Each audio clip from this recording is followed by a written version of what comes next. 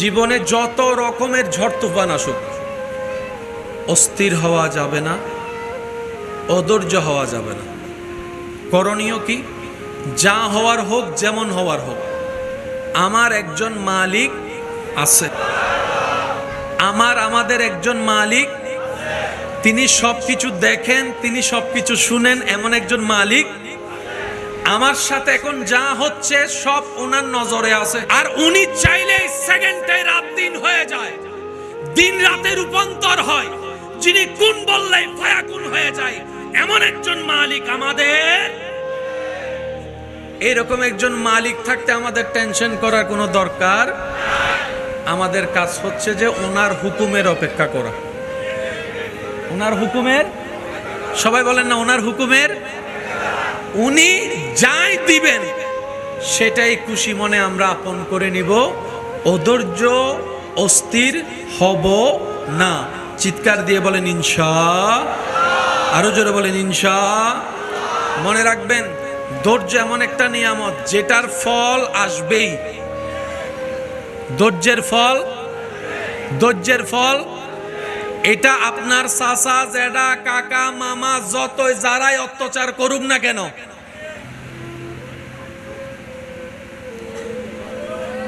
কথা বলেন না, শুধু তাকায় থাকবেন রবের রহমতের দিকে। বিশ্বাস করেন ভাই, আপনার জন্য পৃথিবীর সবাই যদি দরজা বন্ধ করে দেয়, 100টা দরজা যদি বন্ধ হয়, রাস্তা বন্ধ হয়, লিখে রাখেন 1000টা দরজা রাস্তা আপনার আল্লাহ আপনার জন্য খুলে দিবেই। আমি আপনার এলাকা সম্পর্কে তেমন ভালো জানি না, সবাইকে আমি চিনি না, তবে আমি বলছি আপনারা একটু মিলাই দেখেন। এই এলাকায় এমনও কিছু বর্তমানে দনওয়ালা মানুষ আছে যারা একসময় বাতের বাতও পায়নি। নাই মনে হয় নাই। এই এলাকায় এমনও কিছু মানুষ আছে যাদের আন্ডারে শত শত মানুষ চাকরি করে, কিন্তু এক সময় উনি নিজে চাকরি করছে 20 টাকা, 30 টাকা, 40 টাকার বেতনে। আরেকটু আওয়াজ দিয়ে বলেন আছে। আরো জোরে বলেন আছে। এই এলাকায় এমনও অনেক মানুষ আছে যারা টাকায় অনেকে পড়ালেখা করে, কিন্তু সে নিজে জীবনে পড়ালেখা করার তেমন কোনো সুযোগ আছে না? আছে না? আল্লাহ কাউকে মাহরুম করে না, সবাইকে দেয়, কিন্তু দেওয়ার একটা সময়, ওই সময় যেটা সেটা আসা পর্যন্ত অপেক্ষা করার নাম হচ্ছে ধৈর্য। এবার কোরআন কি বলছেন দেখেন, ইন্নাল্লাহা মাআস সাবিরিন। বান্দা জেনে রেখো, মনে রেখো, আমি সবরকারীর সাথেই আছি। সুবহানাল্লাহ। একটু বলি, যদি শব্দের গভীরতার সৌন্দর্য একটু খেয়াল করি, রব বলে যে ধৈর্য যেই ধরুক আমি তার সাথে আছি। এটার নাম কি? একটু সবাই মনোযোগ, এটার নাম কি?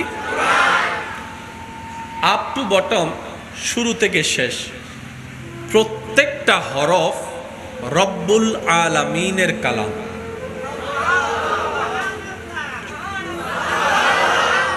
যুবকরা এমন ভাবে সুবহানাল্লাহর আওয়াজ বলেন যেন মুরব্বীদের কষ্ট করে আর আওয়াজ করতে না হয়। যুবকদের আওয়াজ একবার বলেন তো দেখি সুবহানাল্লাহ। এই কোরআনের প্রত্যেকটি হরফ রবের কালাম। আমরা জানি অনেক কিছু, বুঝতে পারি না বলে উপলব্ধি হয় না। বুঝতে পারি না বলে উপলব্ধি। ভালোবাসার মানুষের দেওয়া মেসেজ, চিঠির যত আন্তরিকতা, আকর্ষণ, ভালোবাসা থাকে, লেখাটা পড়ার জন্য, পড়া চিঠি যদি থেকে যায় 10 বছর পরে সেটা নিয়ে বুকে লাগায়, যেই টান, যেই আগ্রহ ভালোবাসার মানুষের লিখিত চিঠির মধ্যে থাকে, কারণ সেটা বুঝতে পেরেছে সেটা আমার ভালোবাসার, ভালো লাগার। ওই রকম টান কোরআনের প্রতি লাগে না কেন? ওই রকম টান কোরআন দেখলে লাগে না কেন? ওই রকম অনুভূতি কোরআনের আয়াত দেখলে অন্তর কম্পন হয় না কেন? আমরা কোরআনকে রবের কালাম নামে চিনেছি, দুর্ভাগ্য আমাদের রবের কালামের গুরুত্ব আমরা বুঝতে পারি না। এই কথা বলেন ঠিক কিনা? সেজন্য অনেকের ঘরে গিয়ে দেখবেন কোরআনের উপর দুল পড়ে আছে। একমত হলে বুঝে বুঝে উত্তর দেন, ঠিক না বে ঠিক? অনেকের ঘরে এমনও আছে কোরআনটা মাসের পর মাস পড়ে আছে, কেউ পড়া তো দূরের কথা, স্পর্শ পর্যন্ত করার সময় হয় না। অথচ এই কোরআনের রব্বুল আলামিন এমন ভাবে সজ্জিত করে দিয়েছেন, তিবিয়ানুল লিকুল্লি শাই। এই কোরআনকে আল্লাহ তাআলা এমন ভাবে সাজিয়ে দিয়েছেন, জালিকাল কিতাব লা রাইবা ফি। এই কোরআনকে আল্লাহ তাআলা এমন ভাবে সাজিয়ে দিয়েছেন, আর রহমান আল্লামাল কোরআন, ইয়াসিন ইয়াসিন ইয়াসিন। রব বলে কোরআনকে যদি ধরে রাখতে পারো, নবীর প্রেমকে সাথে নিয়ে আমি আল্লাহ কোরআনকে সাজিয়ে দিয়েছি এমন সুসজ্জিত ভাবে, পৃথিবীর সবাই সব প্রশ্নের মধ্যে গিয়ে আটকাই গেল, কোরআন যারা বহন করবে তারা কখনো আটকাই থাকবে না। চিৎকার দিয়ে বলেন সুবহানাল্লাহ। এই কোরআনকে ধরার মতো আমরা ধরতে জানি? ধরেছি প্রত্যেকবারই হাত দিয়ে, দিল দিয়ে। যদি একমত হন একটু আওয়াজ দেন না। কোরআনকে হাত দিয়ে 1000 বার ধরেছে।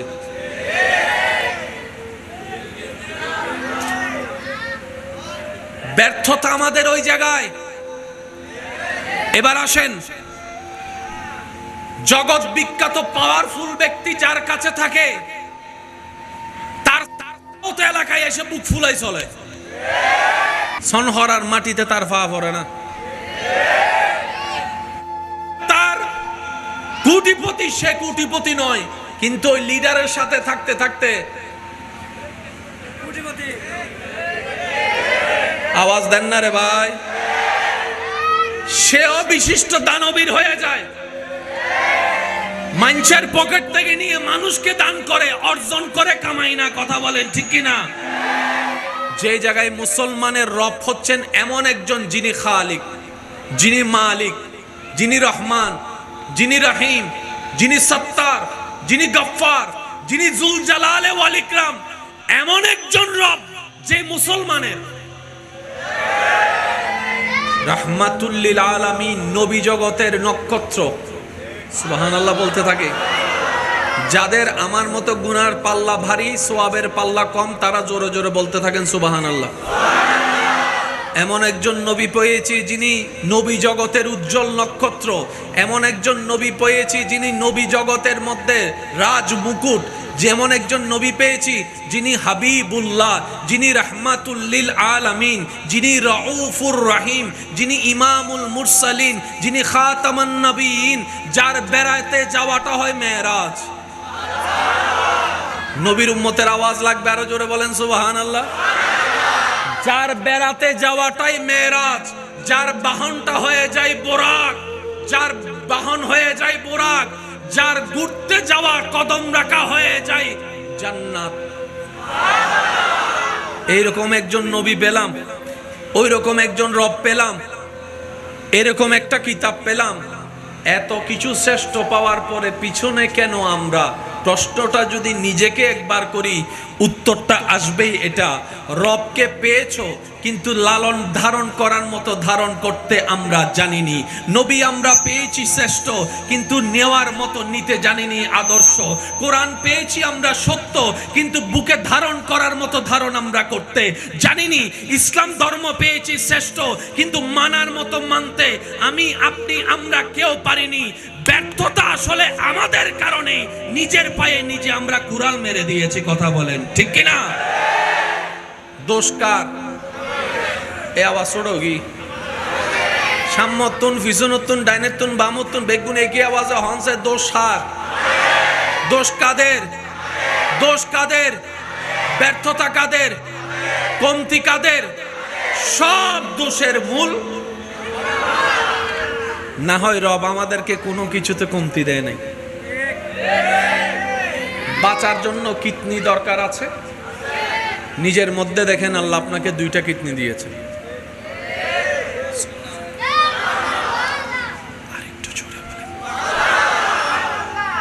বান্দা আমি 2টা দিয়েছি, তোর ঘরের মালিকও 2টা জেনারেটর দিবে না ভাড়া করে? যে একটা নষ্ট হলে আমার কাস্টমাররা কষ্ট পাবে, আরেকটা দিয়ে দিলাম, স্পেয়ার দিবে না। আমি রব দিয়েছি দুইটা কিডনি সুন্দরভাবে তাল মেলে 50-50 চলবে।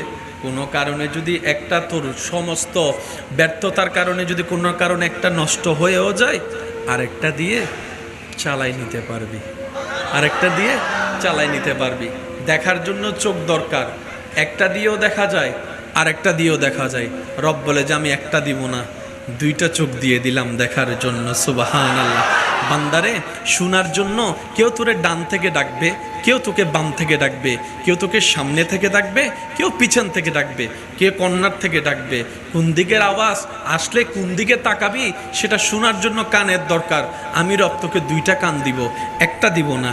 এক সাইডে শুনবি আর এক সাইডে শুনবি না আমার বান্দা, তা হতে পারে না বান্দা। তোকে আমি কানও দুইটা দিয়ে দিলাম। সুবহানাল্লাহ। পাও তোকে দুইটা দিলাম, হাতও তোকে দুইটা দিলাম। বান্দারে স্পেয়ার করে আমি এমন ভাবে তোর ভিতরে দিয়েছি যাতে তোর এই গুনাহ কোনো কিছুর মধ্যে কমতি জিনিসটা অনুভব না হয়। আমি রব আহসানুল খালক তোকে সুন্দরভাবে সজ্জিত করে দিয়েছি। বলেন সুবহান। আসেন, দাড়ি পাল্লার নিয়ম কি? যতটুক জিনিস ততটুক, এটাকে কি বলেন আপনারা? বাটকারানি বলেন নাই, হর হইতারা কি? শিল বাটকারা। এদিকে যদি 50 কেজি হয়, এদিকে থাকবে 50 কেজির শিল, তখন কাটা হবে। একটু সবাই বলেন কাটা হবে। 50 কেজি ওলা চাউল, এদিকে যদি 40 কেজির শিল হয়,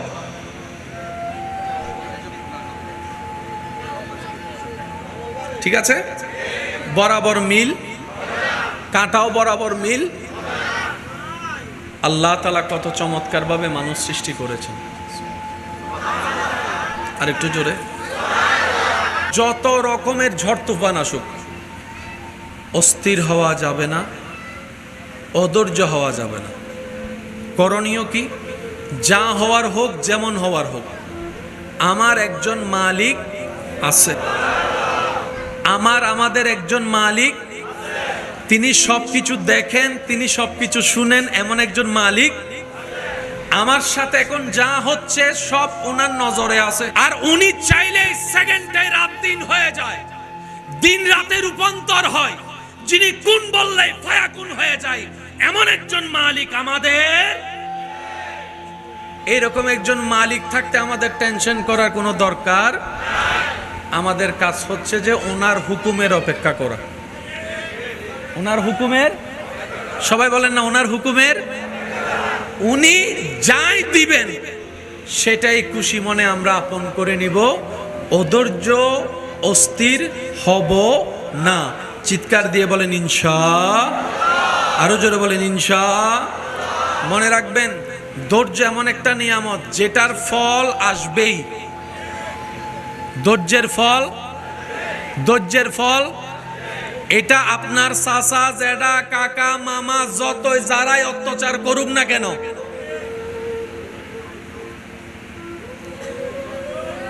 কথা বলেন না, শুধু তাকায় থাকবেন রবের রহমতের দিকে।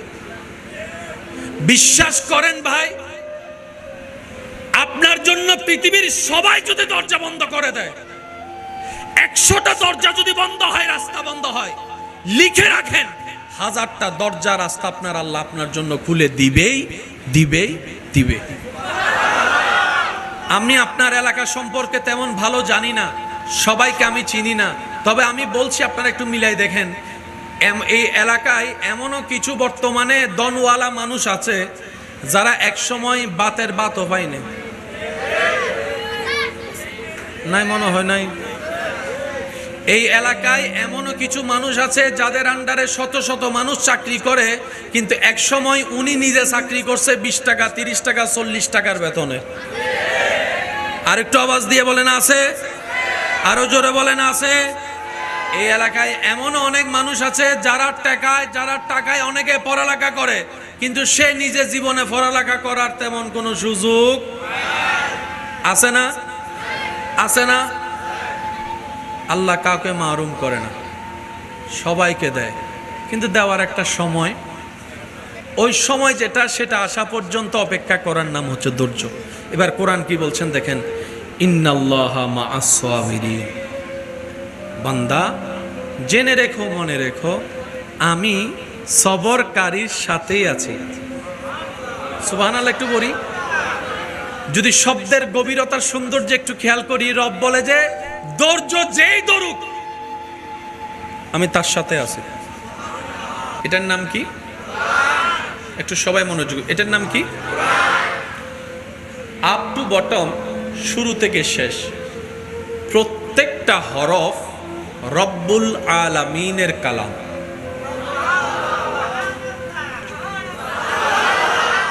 যুবকরা এমন ভাবে সুবহানাল্লাহর আওয়াজ বলেন যেন মুরব্বীদের কষ্ট করে আর আওয়াজ করতে না হয়। যুবকদের আওয়াজ একবার বলেন তো দেখি সুবহানাল্লাহ। এই কোরআনের প্রত্যেকটি হরফ রবের কালাম। আমরা জানি অনেক কিছু, বুঝতে পারি না বলে উপলব্ধি হয় না। বুঝতে পারি না বলে উপলব্ধি। ভালোবাসার মানুষের দেওয়া মেসেজ চিঠির যত আন্তরিকতা, আকর্ষণ, ভালোবাসা থাকে, লেখাটা পড়ার জন্য, পড়া চিঠি যদি থেকে যায় 10 বছর পরে সেটা নিয়ে বুকে লাগায়। যেই টান, যেই আগ্রহ ভালোবাসার মানুষের লিখিত চিঠির মধ্যে থাকে, কারণ সেটা বুঝতে পেরেছে সেটা আমার ভালোবাসার, ভালো লাগার। ওই রকম টান কোরআনের প্রতি লাগে না কেন? ওই রকম টান কোরআন দেখলে লাগে না কেন? ওই রকম অনুভূতি কোরআনের আয়াত দেখলে অন্তর কম্পন হয় না কেন? আমরা কোরআনকে রবের কালাম নামে চিনেছি, দুর্ভাগ্য আমাদের রবের কালামের গুরুত্ব আমরা বুঝতে পারি না। এই কথা বলেন ঠিক কিনা? সেজন্য অনেকের ঘরে গিয়ে দেখবেন কোরআনের উপর দুল পড়ে আছে। একমত হলে বুঝে বুঝে উত্তর দেন, ঠিক না বে ঠিক?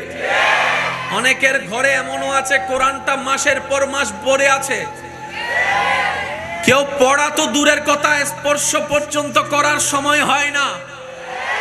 অথচ এই কোরআনের রব্বুল আলামিন এমন ভাবে সজ্জিত করে দিয়েছেন, তিবিয়ানুন লিকুল্লি শাই।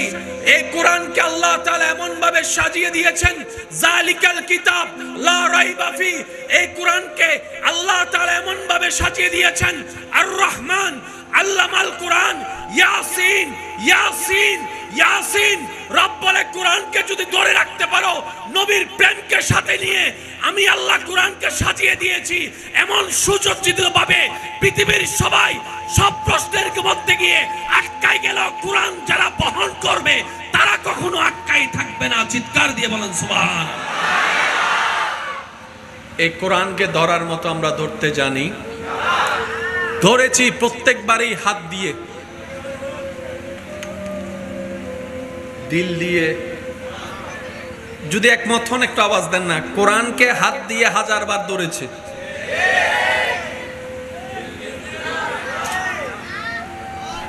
ব্যর্থতা আমাদের ওই জায়গায়। এবার আসেন, জগৎ বিখ্যাত পাওয়ারফুল ব্যক্তি যার কাছে থাকে, তার এলাকায় এসে বুক ফুলাই চলে, সনহরার মাটিতে তার পা পড়ে না। তার কোটিপতি, সে কোটিপতি নয়, কিন্তু ওই লিডারের সাথে থাকতে থাকতে, আওয়াজ দেন না রে ভাই, সেও বিশিষ্ট দানবীর হয়ে যায়। মানুষের পকেট থেকে নিয়ে মানুষকে দান করে, অর্জন করে, কামাই না। কথা বলেন ঠিক কিনা? যে জায়গায় মুসলমানের রব হচ্ছেন এমন একজন, যিনি খালিক, যিনি মালিক, যিনি রহমান, যিনি রহিম, যিনি সত্তার, যিনি গফফার, যিনি জুল জালালে ওয়াল ইকরাম, এমন একজন রব যে মুসলমানের রাহমাতুল লিল আলামিন, নবী জগতের নক্ষত্র। সুবহানাল্লাহ বলতে থাকে। যাদের আমার মতো গুনার পাল্লা ভারী, সওয়াবের পাল্লা কম, তারা জোরে জোরে বলতে থাকেন সুবহানাল্লাহ। এমন একজন নবী পেয়েছি যিনি নবী জগতের উজ্জ্বল নক্ষত্র, এমন একজন নবী পেয়েছি যিনি নবী জগতের মধ্যে রাজ মুকুট, যেমন একজন নবী পেয়েছি যিনি হাবিবুল্লাহ, যিনি রাহমাতুল লিল আলামিন, যিনি রাউফুর রহিম, যিনি ইমামুল মুরসালিন, যিনি খাতামান নবীন, যার বেড়াতে যাওয়াটা হয় মেরাজ। নবীর উম্মতের আওয়াজ লাগবে, আরো জোরে বলেন সুবহানাল্লাহ। যার বেড়াতে যাওয়াটাই মেরাজ, যার বাহনটা হয়ে যায় বোরাক, যার বাহন হয়ে যায় বোরাক, যার ঘুরতে যাওয়া কদম রাখা হয়ে যায় জান্নাত। এইরকম একজন নবী পেলাম, ওই রকম একজন রব পেলাম, এরকম একটা কিতাব পেলাম। এত কিছু শ্রেষ্ঠ পাওয়ার পরে পিছনে কেন আমরা? প্রশ্নটা যদি নিজেকে একবার করি, উত্তরটা আসবেই এটা, রবকে পেয়েছো কিন্তু লালন ধারণ করার মতো ধারণ করতে আমরা জানিনি। নবী আমরা পেয়েছি শ্রেষ্ঠ, কিন্তু নেওয়ার মতো নিতে জানিনি আদর্শ। কোরআন পেয়েছি আমরা সত্য, কিন্তু বুকে ধারণ করার মতো ধারণ আমরা করতে জানিনি। ইসলাম ধর্ম পেয়েছি শ্রেষ্ঠ, কিন্তু মানার মতো মানতে আমি, আপনি, আমরা কেউ পারিনি। ব্যর্থতা আসলে আমাদের কারণে, নিজের পায়ে নিজে আমরা কুড়াল মেরে দিয়েছি। কথা বলেন ঠিক কিনা? দোষ কার? এ আওয়াজ ছোড়ি সাম্যতুন ফিজুনতুন ডাইনেতুন বামতুন বেগুন একই আওয়াজে হনসে দোষ হার। দোষ কাদের? দোষ কাদের? ব্যর্থতা কাদের? কমতি কাদের? সব দোষের মূল না হয় রব আমাদেরকে কোনো কিছুতে কমতি দেয় নাই। বাঁচার জন্য কিডনি দরকার আছে, নিজের মধ্যে দেখেন আল্লাহ আপনাকে 2টা কিডনি দিয়েছে। আরেকটু জোরে বলেন। বান্দা আমি 2টা দিয়েছি, তোর ঘরের মালিকও 2টা জেনারেটর দিবে না ভাড়া করে, যে একটা নষ্ট হলে আমার কাস্টমাররা কষ্ট পাবে, আরেকটা দিয়ে দিলাম স্পেয়ার দিবে না। আমি রব দিয়েছি 2টা কিডনি, সুন্দরভাবে তাল মেলে 50-50 চলবে। কোনো কারণে যদি একটা, তোর সমস্ত ব্যর্থতার কারণে যদি কোনো কারণে একটা নষ্ট হয়েও যায়, আরেকটা দিয়ে চালাই নিতে পারবি, আরেকটা দিয়ে চালাই নিতে পারবি। দেখার জন্য চোখ দরকার, একটা দিয়েও দেখা যায়, আরেকটা দিয়েও দেখা যায়। রব বলে যে আমি একটা দিব না, 2টা চোখ দিয়ে দিলাম দেখার জন্য। সুবহানাল্লাহ। বান্দারে শোনার জন্য কেউ তোরে ডান থেকে ডাকবে, কেউ তোকে বাম থেকে ডাকবে, কেউ তোকে সামনে থেকে ডাকবে, কেউ পিছন থেকে ডাকবে, কেউ কর্নার থেকে ডাকবে। কোন দিকের আওয়াজ আসলে কোন দিকে তাকাবি সেটা শোনার জন্য কানের দরকার। আমি রব তোকে 2টা কান দিব, একটা দিব না। এক সাইডে শুনবি আর এক সাইডে শুনবি না আমার বান্দা, তা হতে পারে না বান্দা। তোকে আমি কানও 2টা দিয়ে দিলাম। সুবহানাল্লাহ। পাও তোকে 2টা দিলাম, হাতও তোকে 2টা দিলাম। বান্দারে স্পেয়ার করে আমি এমন ভাবে তোর ভিতরে দিয়েছি যাতে তোর এই গুনাহ কোনো কিছুর মধ্যে কমতি জিনিসটা অনুভব না হয়। আমি রব আহসানুল খালক তোকে সুন্দরভাবে সজ্জিত করে দিয়েছি। বলেন সুবহান। আসেন, দাড়ি পাল্লার নিয়ম কি? যতটুক জিনিস ততটুক, এটা কি বলেন আপনারা? বাটকারানি বলেন না? হর ওই তারা কি শিল বাটকারা। এদিকে যদি 50 কেজি হয়, এদিকে থাকবে 50 কেজির শিল, তখন কাটা হবে। একটু সবাই বলেন কাটা হবে। 50 কেজি ওলা চাউল, এদিকে যদি 40 কেজির শিল হয়,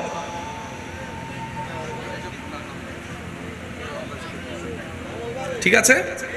বরাবর মিল, কাঁটাও বরাবর মিল।